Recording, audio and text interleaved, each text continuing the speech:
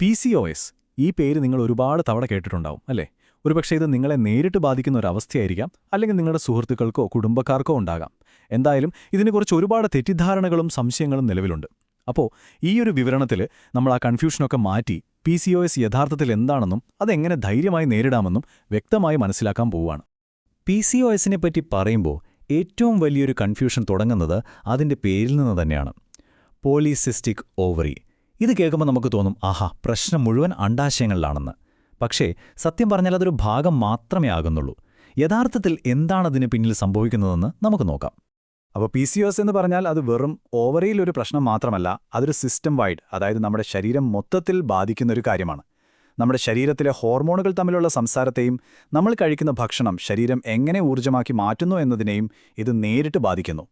ചുരുക്കി പറഞ്ഞാൽ ഇതൊരു മെറ്റബോളിക്, അതോടൊപ്പം ഒരു ഹോർമോണൽ അവസ്ഥ കൂടിയാണ്. അപ്പോൾ ഈ ഒരു യാത്രയിൽ നമ്മൾ എന്തൊക്കെയാണ് നോക്കാൻ പോകുന്നതെന്ന് വെച്ചാൽ, PCOS യഥാർത്ഥത്തിൽ അണ്ഡാശയങ്ങൾക്കപ്പുറം എന്താണ്, ഡോക്ടർമാർ ഇതെങ്ങനെയാണ് തിരിച്ചറിയുന്നത്, ഗർഭധാരണത്തെ ഇതെങ്ങനെ ബാധിക്കുന്നു, പിന്നെ ദീർഘകാലത്തേക്ക് നമ്മുടെ ആരോഗ്യത്തിൽ എന്തൊക്കെ ശ്രദ്ധിക്കണം, അവസാനം ഇതിനെല്ലാം പരിഹാരമായി നമുക്ക് ചെയ്യാൻ കഴിയുന്ന ഒരു ആക്ഷൻ പ്ലാൻ. ശരി, അപ്പം നമുക്ക് ആദ്യത്തെ ചോദ്യത്തിലേക്ക് കിടക്കാം. എന്തുകൊണ്ടാണ് ഈ ഒരു അവസ്ഥ ഉണ്ടാകുന്നത്? ഇതിൻ്റെ എല്ലാം അടിസ്ഥാന കാരണം നമ്മുടെ ശരീരത്തിലെ ഹോർമോണുകളുടെ ഒരു ബാലൻസ് തെറ്റുന്നതാണ്. അത് മനസ്സിലാക്കാൻ നമുക്ക് അണ്ഡാശയങ്ങളുടെ ഉള്ളിലേക്കൊന്ന് സൂക്ഷിച്ചു നോക്കാം. നോക്കൂ, സാധാരണയായി എല്ലാ മാസവും ഒരു ഫോളിക്കിൾ, അതായത് അണ്ടമിരിക്കുന്ന ഒരു ചെറിയ സഞ്ചി, വളർന്നു വലുതായി പൊട്ടി അണ്ടം പുറത്തുവരും. ഇതാണ് ഓവുലേഷൻ. പക്ഷേ PCOS ഉള്ളപ്പോൾ എന്താ സംഭവിക്കുന്നത്? ഹോർമോണുകളുടെ സിഗ്നലുകളൊക്കെ അങ്ങോട്ടും ഇങ്ങോട്ടും തെറ്റുന്നതുകൊണ്ട് ഒരുപാട് ഫോളിക്കിളുകൾ ഒരുമിച്ച് വളരാൻ തുടങ്ങും. പക്ഷേ ഒന്നുപോലും ലക്ഷ്യത്തിലെത്തില്ല. എല്ലാം പാതി വഴിയിൽ നിന്നുപോകും. അൾട്രാസൗണ്ടിൽ കാണുന്ന ആ മുത്തുമാല എന്ന് പറയുന്നത് ശരിക്കും ഈ പാവം വളർച്ച മുരടിച്ച ഫോളിക്കിളുകളാണ്. ഇതിനെ നമുക്കൊരു ഹോർമോണൽ ബഹളം എന്ന് വിളിക്കാം. ഒന്ന് ചിന്തിച്ചു നോക്കൂ, ഒരുപാട് പേർ ഒരേ സമയം സംസാരിക്കുന്ന ഒരു മുറിയിൽ നിങ്ങൾക്ക് പ്രധാനപ്പെട്ടൊരു സന്ദേശം കേൾക്കാൻ പറ്റുമോ? ഇല്ലല്ലോ. അതുപോലെയാണ് ഇവിടെയും. ഈ ഹോർമോൺ ബഹളം കാരണം അണ്ടത്തിന് വളരൂ, പുറത്തുവരൂ എന്ന വ്യക്തമായ സിഗ്നൽ കിട്ടുന്നില്ല.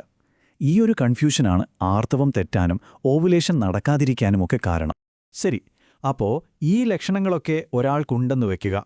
ഡോക്ടർമാർ എങ്ങനെയാണ് ഇത് PCOS തന്നെയാണെന്ന് ഉറപ്പിക്കുന്നത്? അതിന് കൃത്യമായ ചില വഴികളുണ്ട്, ചില താക്കോലുകളെന്ന് പറയാം. എന്തൊക്കെയാണെന്ന് നോക്കാം. PCOS ആണോ എന്ന് ഉറപ്പിക്കാൻ ഡോക്ടർമാർ പ്രധാനമായും 3 കാര്യങ്ങളാണ് നോക്കുന്നത്. 1. പീരിയഡ്സ് കറക്റ്റ് അല്ലാതിരിക്കുക, ചിലപ്പോൾ മാസങ്ങളോളം വരാതിരിക്കുക. 2. പുരുഷ ഹോർമോൺ, അതായത് ആൻഡ്രോജൻ, ശരീരത്തിൽ കൂടുതലായി കാണുന്നത്. ഇത് ചിലപ്പോൾ ബ്ലഡ് ടെസ്റ്റിൽ കാണാം, അല്ലെങ്കിൽ മുഖക്കുരു, ശരീരത്തിൽ അമിത രോമവളർച്ച, ഇങ്ങനെയുള്ള ലക്ഷണങ്ങളായിട്ടും കാണാം. 3. അൾട്രാസൗണ്ട് സ്കാനിൽ ഒന്നിൽ കൂടുതൽ ചെറിയ ഫോളിക്കിളുകൾ കാണുന്നത്.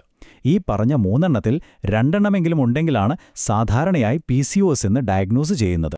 ഇവിടെയാണ് നമ്മൾ വളരെ പ്രധാനപ്പെട്ട ഒരു കാര്യം മനസ്സിലാക്കേണ്ടത്. നിങ്ങളുടെ സ്കാൻ റിപ്പോർട്ടിൽ പോളിസിസ്റ്റിക് ഓവറികൾ എന്ന് കണ്ടതുകൊണ്ട് മാത്രം നിങ്ങൾക്ക് PCOS എന്ന അസുഖമുണ്ടെന്ന് അർത്ഥമില്ല കേട്ടോ. ഒരുപാട് സ്ത്രീകൾക്ക് വേറെ ഒരു ലക്ഷണവും ഇല്ലാതെ തന്നെ സ്കാനിൽ ഇത് കാണാറുണ്ട്. PCOS ഒരു സിൻഡ്രോമാണ്. അതായത് സ്കാനിലെ ഈ കണ്ടെത്തലിൻ്റെ കൂടെ നമ്മൾ നേരത്തെ പറഞ്ഞ മറ്റു ശാരീരിക ലക്ഷണങ്ങൾ കൂടി വരുമ്പോഴാണ് അതിനെ നമ്മൾ PCOS എന്ന് വിളിക്കുന്നത്.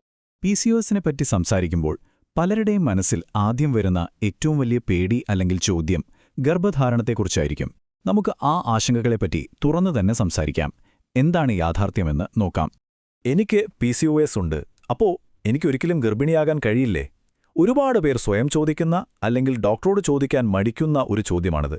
ഇതിനുള്ള ഉത്തരം വളരെ ലളിതമാണ്. തീർച്ചയായും നിങ്ങൾക്ക് ഗർഭിണിയാകാൻ കഴിയും. പക്ഷേ ചില കാര്യങ്ങൾ നമ്മൾ പ്രത്യേകം ശ്രദ്ധിക്കണം.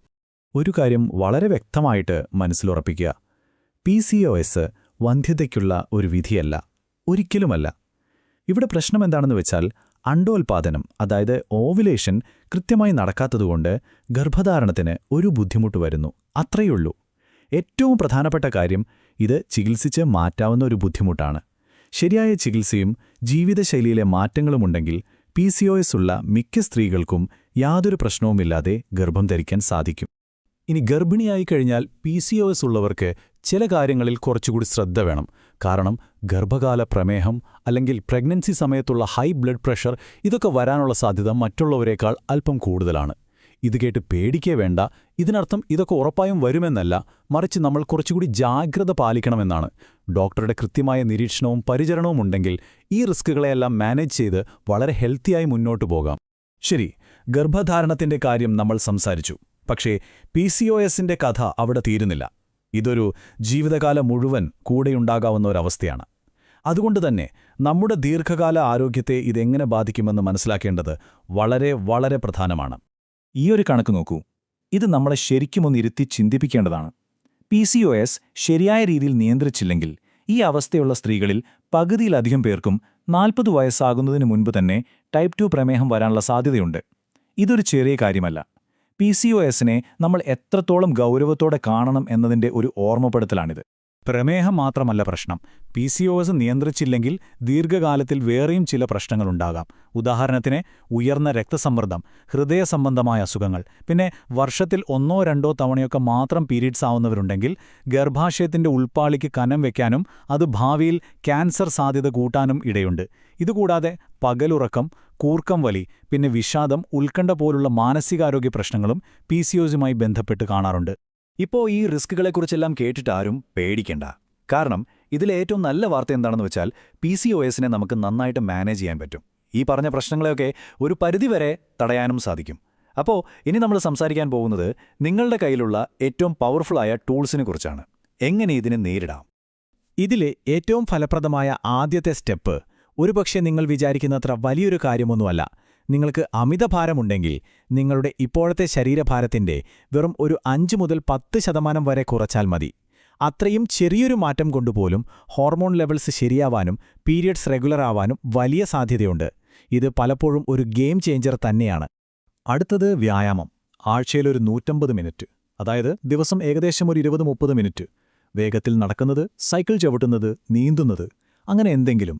പക്ഷേ ഇതിലൊരു സൂപ്പർ സ്റ്റാർ എന്ന് പറയുന്നത് റെസിസ്റ്റൻസ് ട്രെയിനിംഗ് ആണ്. അതായത് വെയിറ്റ് എടുത്ത് ചെയ്യുന്ന വ്യായാമങ്ങൾ. ആഴ്ചയിലൊരു 2 ദിവസമെങ്കിലും ഇത് ചെയ്യുന്നത് നിങ്ങളുടെ മസിലുകളെ ഒരു ഷുഗർ സ്പോഞ്ച് പോലെയാക്കും. അതായത് രക്തത്തിലുള്ള അധിക ഷുഗറിനെ വലിച്ചെടുക്കാൻ ഇത് സഹായിക്കും. PCOSന്റെ പ്രധാന കാരണങ്ങളിലൊന്നായ ഇൻസുലിൻ റെസിസ്റ്റൻസിനെ നേരിടാൻ ഇത് ഏറ്റവും നല്ല വഴിയാണ്. ഇനി ഭക്ഷണത്തിന്റെ കാര്യം. അത് കഴിക്കരുത്, ഇത് കഴിക്കരുത് എന്ന് പറയുന്നതിനേക്കാൾ നല്ലത് എന്തൊക്കെ കൂടുതൽ കഴിക്കണമെന്ന് ചിന്തിക്കുന്നതാണ്. നിങ്ങളുടെ പ്ലേറ്റിന്റെ ഭൂരിഭാഗവും നാരുകൾ, അതായത് ഫൈബർ, ധാരാളമുള്ള പച്ചക്കറികൾ കൊണ്ടും പ്രോട്ടീൻ കൊണ്ടും നിറയ്ക്കാൻ ശ്രമിക്കുക.